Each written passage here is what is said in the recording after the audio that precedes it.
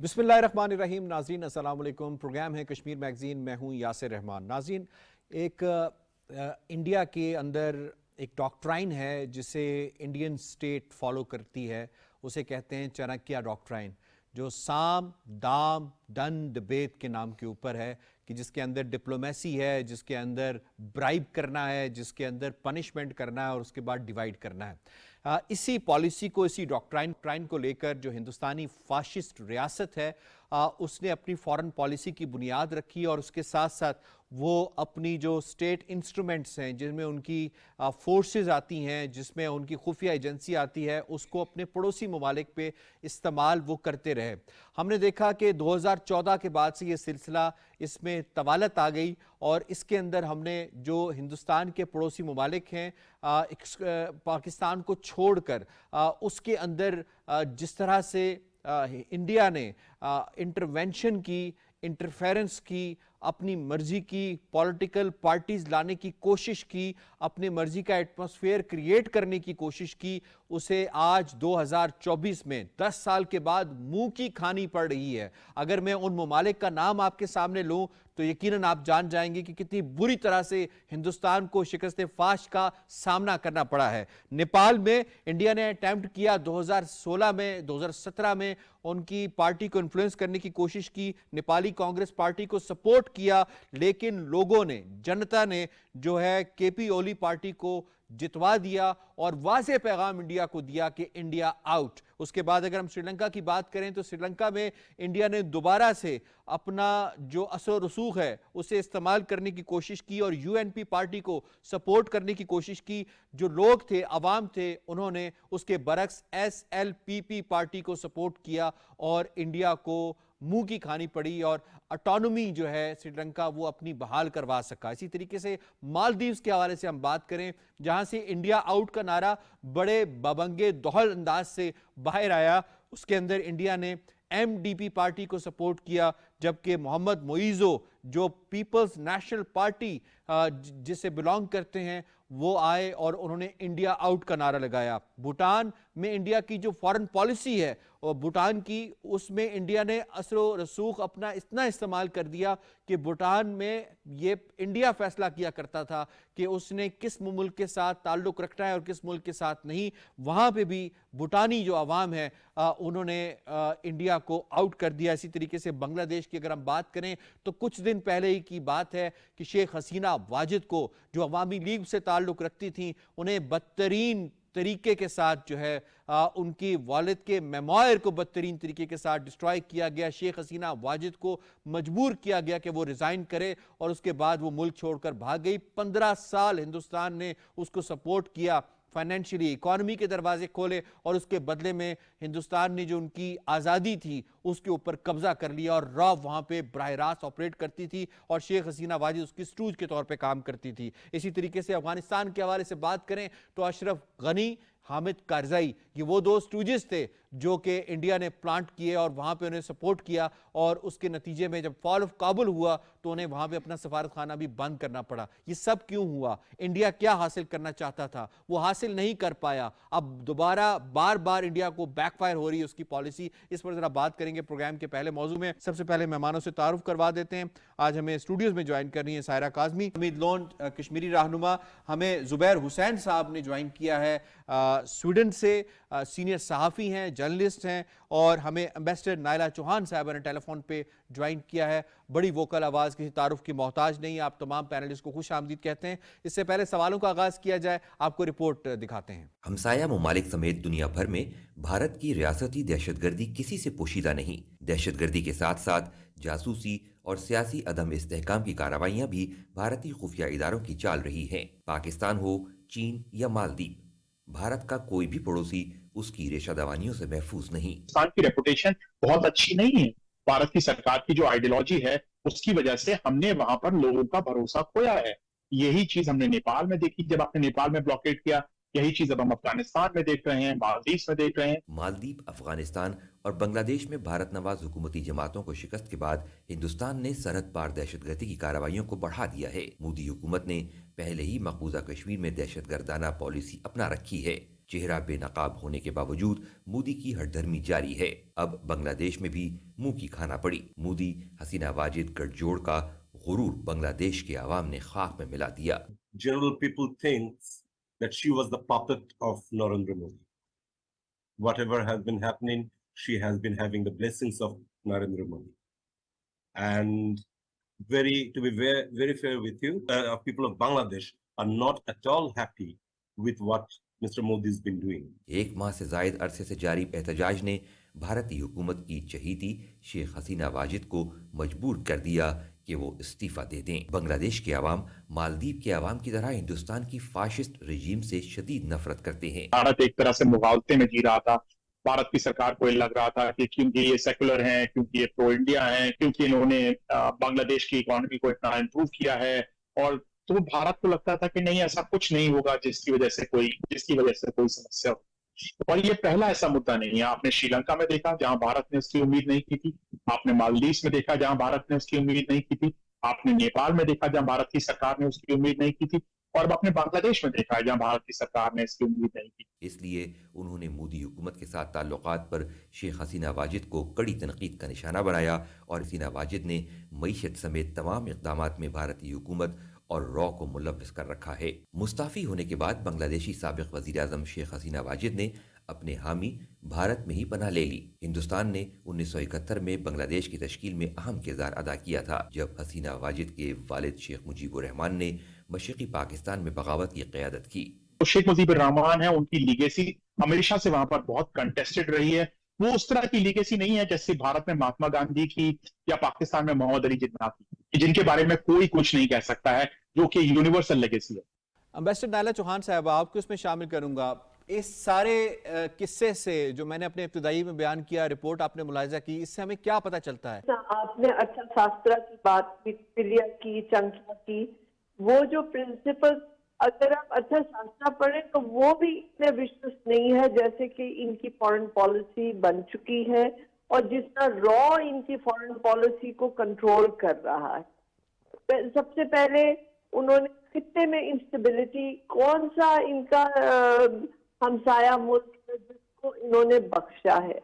یہاں تک کہ آپ دیکھیں کینیڈا میں جا کے مرڈر کر رہے ہیں، یو ایس اے میں اٹیمپٹ کر رہے ہیں، یورپ میں کر رہے ہیں، اور خطے میں حکومتوں کو کنٹرول کرنے کی کوشش کر رہے ہیں۔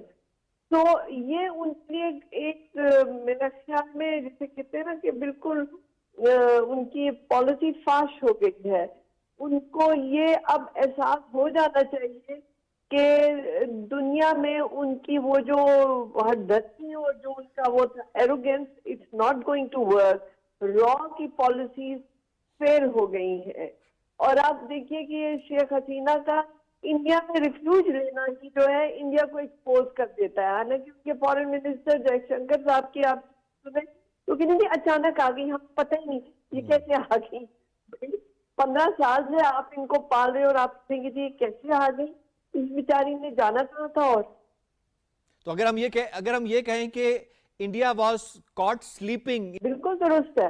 اور یہ ان کو جو ہے، آپ نے جس طرح ذکر کیا مالدیوز میں انہوں نے کور کرانے کی، اور آپ سوچیں کہ ابھی کو ہوا نہیں تو انڈین فورسز وہاں پہلے پہنچ گئی کو روکنے کے لیے، because they were doing it themselves۔ Sri Lanka میں انہوں نے کس طرح کیا، مطلب پورے خطے کے عوام جو ہیں، اب آپ دیکھیے نیپال کی آپ بات کریں، نیپال از اے ہندو کنٹری، ان کو انہوں نے نہیں بخشا۔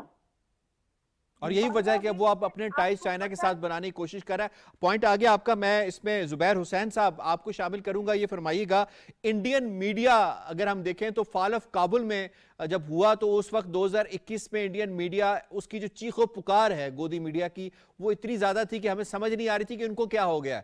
ابھی بنگلہ دیش میں فال آف ڈھاکہ جب ہوتا ہے 5 اگست 2024 کو، تو اس وقت بھی انڈین میڈیا کی جو چیخ و پکار ہے، کیا آپ کو سمجھ آئی کہ کیا کہنا چاہ رہے ہیں انڈین میڈیا؟ انڈین میڈیا کا تو ہمیشہ سے ہی جو ہے وہ یہی وتیرہ رہا ہے کہ جو نظر آتا ہے دنیا کو اس کے اگینسٹ ہی بات کی جاتی ہے۔ اگر آپ بات کریں شیخ حسینہ واجد کی، تو شیخ حسینہ واجد سے آپ دیکھیں کہ وہ اپنا، اگر میڈیا کی اگر آپ اس کو انالائز کریں تو ان کی جو باڈی لینگویج ہے اس میں یہ کہنا چاہ رہے ہیں کہ ہمارا کوئی اثر و رسوخ شیخ حسینہ واجد کے ساتھ नहीं रहा। तो अगर इंडिया की चीख पुकार की बात की जाए तो इंडिया की चीख पुकार सिर्फ उस फ्रेमवर्क में, अपने दायराकार में, अपने मुल्क के अंदर अपने लोगों को जो है वो दिखाने के लिए कुछ और होता है और दुनिया को दिखाने के लिए कुछ और होता है। आप इसको यूं कह सकते हैं कि दिन को रात और रात को दिन कहना उनका वतीरा है। लेकिन आज जो दुनिया के अखबारात कह रहे हैं, चाहे आप यूरोप के किसी भी मकामी अखबार की बात कर लें, तो वो आपको उसमें इस जो है वो तासुर का आपको अंदिया देंगे कि इसमें भारत जो है वो कहीं ना कहीं इन्वॉल्व जरूर रहा था,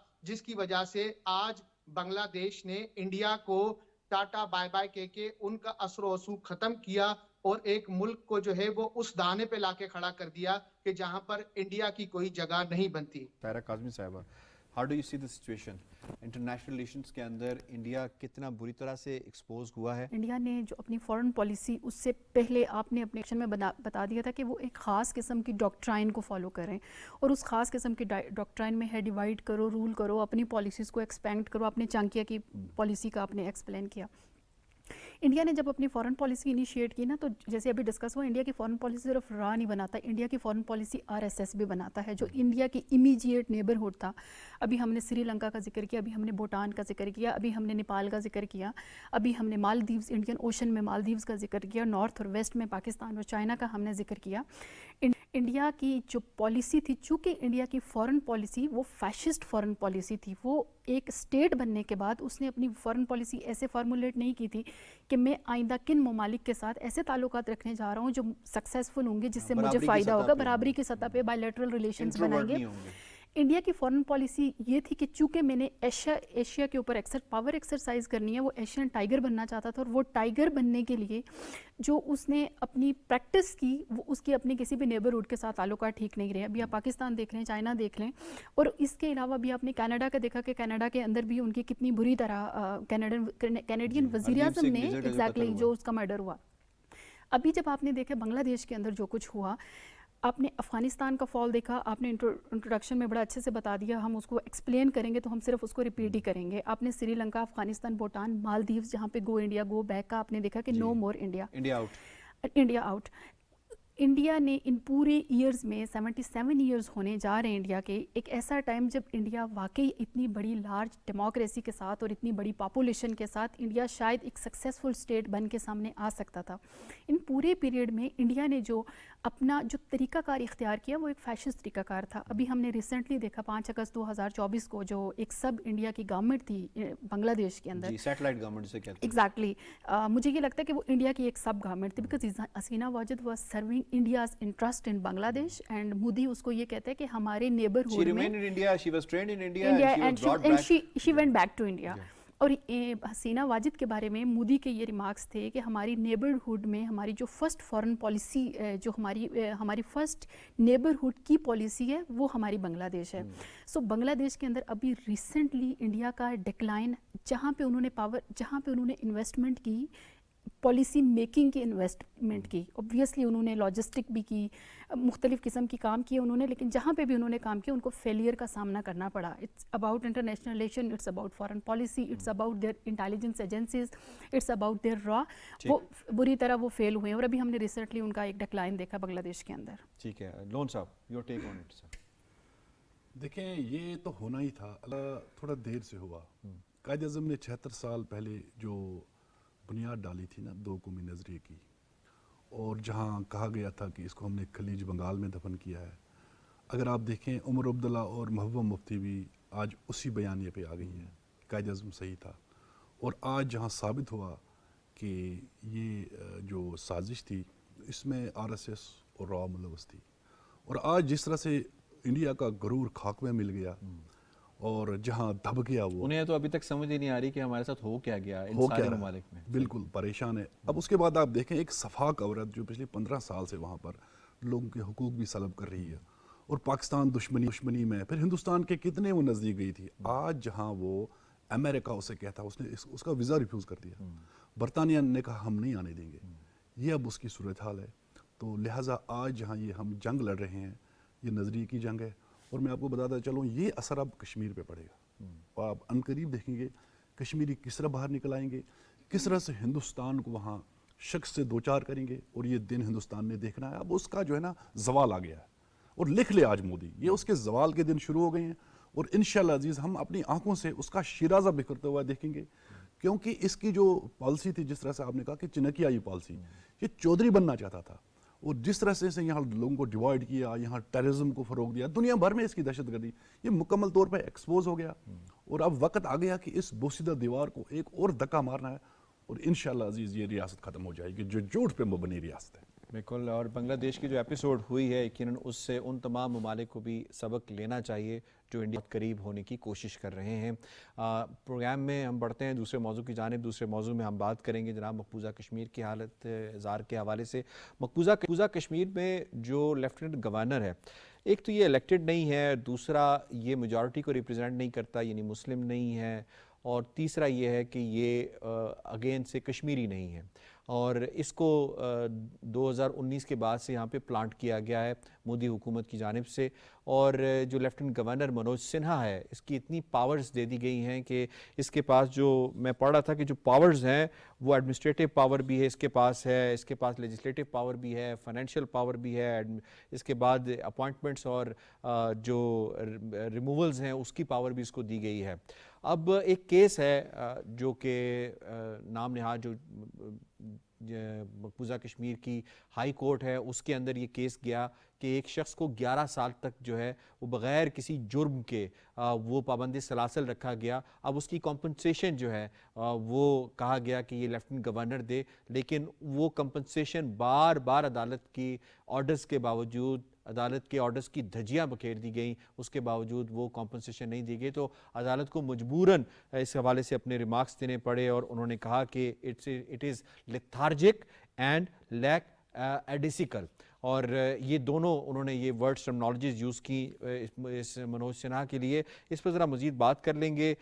میں زبیر صاحب آپ شامل کروں گا، مقبوضہ کشمیر کی جو صورتحال ہے اس میں جو لیفٹیننٹ گورنر کا رول ہے اس کو کرب کرنے کے حوالے سے، آج اگر ہم 2019 سے آج تک کا ڈیٹا نکالیں تو 1000 کے قریب کشمیری جو ہے انہیں شہید کیا گیا ہے۔ 1000 کشمیریوں کا جو خون ہے وہ اس شخص کے سر ہے، اگر یہ کہیں تو یہ غلط نہیں ہوگا کیا؟ دیکھیں کہ اگر آپ ججز کے ریمارکس دیکھیں، اس میں انہوں نے کہا تھا کہ یہ کروشل اپنا ایک ظالمانہ مذاق ہے، اگر آپ ان کی بات کریں، ان کے ریمارک تھی، تو ان کے ریمارک جو ہے وہ تمام تر انسانی حقوق کی تنظیموں کی جو آپ سمجھیں کہ رپورٹس ہیں ان کا نچوڑ ہے۔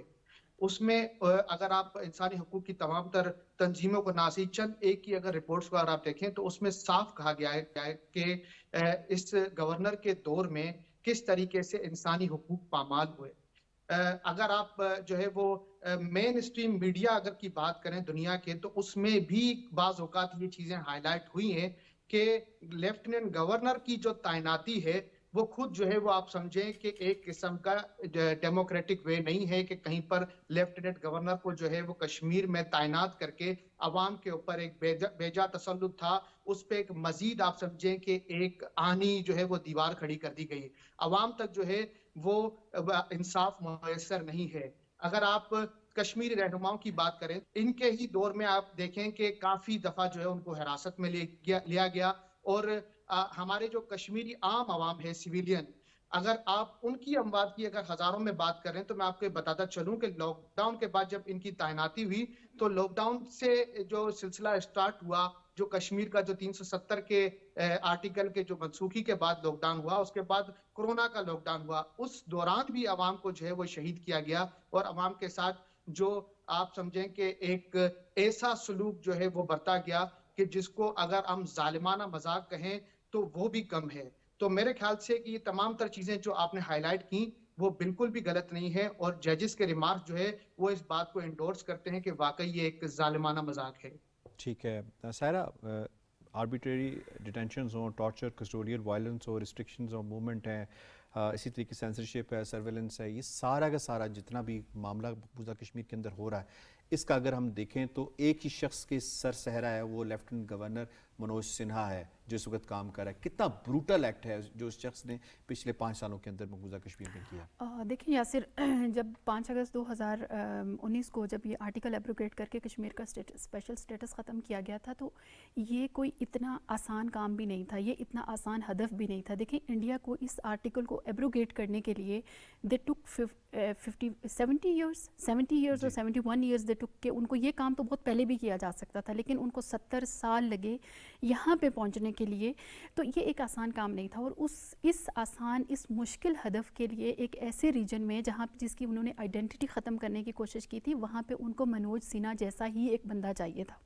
سو انہوں نے اس بندے کو وہاں پہ اپوائنٹ کیا جو ان کے حساب سے ایک RSS کی BJP کی پالیسیز کو فردر امپلیمنٹ کرا سکتا ہے، سکسیزفل امپلیمنٹ کرا سکتا ہے. آج اب ہم کرنٹ اس کی بات کر رہے ہیں جو آج آربیٹریری ہے، جو ان کی ناانصافی ہے، جو آپ نے جوڈیشل تھوڑی دیر پہلے آپ نے ڈسکس کیا کہ جو بھی ان کا جی وہ اب ججز نے ہاتھ ہینڈز اپ کر لیے ہیں. انہوں نے کہا کہ اس کو بار بار ہم کہ تک گئے، یہ ہماری بات نہیں سن رہا، اب ہمیں اسے کنٹیمپٹ کرتے ہیں. اور میں کہتا ہوں کہ اگر کنٹیمپٹ کی پروسیڈنگ بھی چلائیں گے تو منوج سنہا پہ کوئی فرق نہیں پڑے گا، because there is no rule of law in Kashmir. دیکھیں ایک تو بات یہ یاسر کہ دیر از نو رول آف لا جس کے تحت وہ منوج سنہا کو کٹہرے میں لا کے کھڑا کریں. ٹھیک ہے، Manoj Sinha is doing what the India اس کو ڈائریکٹ کر رہا ہے. کہنے کے لیے منوج سنہا اپنی وہ رسپانسبلٹیز ادا کر رہا ہے جو اس کو انڈیا کہہ رہا ہے کہ کرنے کی نوکری کر رہا ہے. جو آپ ججز کی بات کریں کہ ججز نے اپنے ہاتھ کھڑے کر دیے، ججز نے یہی وہ ججمنٹ دی ہے نا کہ وہ اس کو 10 ایئر جو 11 ایئرس کا اس کو ایک پریزن ہوئی ہے، وہ بیچارہ غیر قانونی طور پر جیل میں تھا، اور اس کو انہوں نے کہا کہ 10,000 روپے اس کو فائن کرتے ہیں اگر مجسٹریٹ جو ہے اس کو پینلٹی جو انہوں نے کی.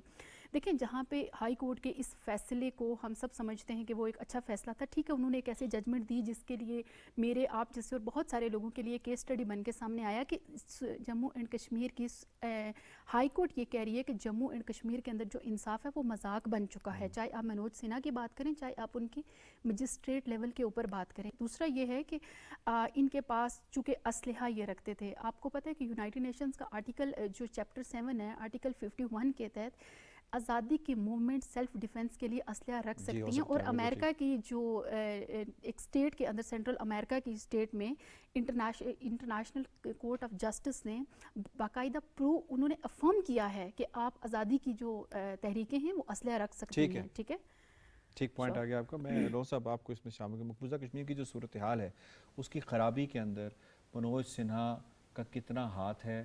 RSS جو ہے اس کے زیر اثر چاہے وہ وہاں کے کورٹس ہوں، وہاں کا میڈیا ہو یا بیوروکریسی، اور RSS کی بیوروکریسی جو وہاں پر اختیارات لے بیٹھی ہیں کسی جگہ جواب دینی ہے، چونکہ ان کو بٹھایا ہی گیا اسی وجہ سے کہ آپ کو کھلی چھوٹ ہے، آپ کشمیریوں کو ماریں، آپ جو ہے نا انصاف کا قتل وہاں کریں.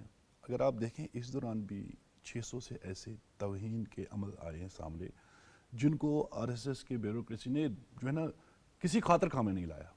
انصاف کی کوئی توقع ہی نہ رکھیں آپ، وہاں نظام عدل کی کوئی چیز ہی نہیں ہے. منصفانہ ٹرائل دیکھا کسی کشمیری کے ساتھ ہوا ہے؟ تو یہ ان کی ہسٹری ہے. تو جہاں پر آج بھی کشمیر کے اندر ایسی گمبھیر صورتحال ہے کہ ہندوستان کی فورسز کو بھی اختیارات ہیں، ان کو بالکل لائسنس جاری کیا گیا کہ آپ جو کریں کسی جگہ جواب دینی ہے. آپ ان کو ڈھال کے طور پہ استعمال کریں، پھر اس میجر کو پدم بھوشن ایوارڈ سے نوازا جائے گا. ہاں میجر گگوئی کی بات کر رہا ہوں. اسی طرح سے بہت سارے ایسے کیسز ہیں، بہت سارے ایسے واقعات ہیں بندہ بیان نہیں کر سکتا ہے. مقبوضہ کشمیر کے اندر تو انہوں نے اپنی پروموشنز لینے کے لیے اور اپنے پیسہ کمانے کے لیے ڈیولپمنٹ حاصل کرنے کے لیے ایک ذریعہ بنایا مقبوضہ کشمیر کو، وہ تو سب کے سامنے. تو گگوئی نے کوئی ڈیفرنٹ کام نہیں کیا، اس نے بھی اپنے جو پریڈیسیسرز ہیں ان کو فالو کرتے ہوئے کام کیا. یا اس سے پہلے بھی اگر آپ دیکھیں جعلی مقابلوں میں لوگوں کو مارا گیا، پیسے کمائے، یہ تو ان کا بڑا بزنس ہے. تو لہٰذا منوج سنہا اس سے پہلے ان کو ایکسپوز کیا ستیہ پال ملک نے کہ کس طرح سے اپنے لوگوں کو مارا گیا. تو اب یہ RSS کا، چونکہ یہ RSS کا کاری کرتا ہے اور اس پہ آپ تو کوئی توقع ہی نہ رکھیں نا کہ کوئی خیر خواہ ہوگا. اس کو بٹھایا ہی گیا اس لیے کہ آپ ماریں، آپ کو لائسنس ہے مارنے کا، کسی جگہ آپ جواب دینی ہے. تو یہ بدقسمتی ہے. ٹھیک ہے، آئی ہیو ٹو وائنڈ اپ جی. مجھے شکریہ ادا کرنا ہے اپنے چاروں معزز مہمانوں کا. آج کیمپ کے حوالے سے، آج کے موضوعات کے حوالے سے تجزیہ آپ نے ملاحظہ کیا. پروگرام کشمیر میگزین سے اتنا ہی. یاسر رحمان کو دیجیے اجازت. اللہ نگہبان.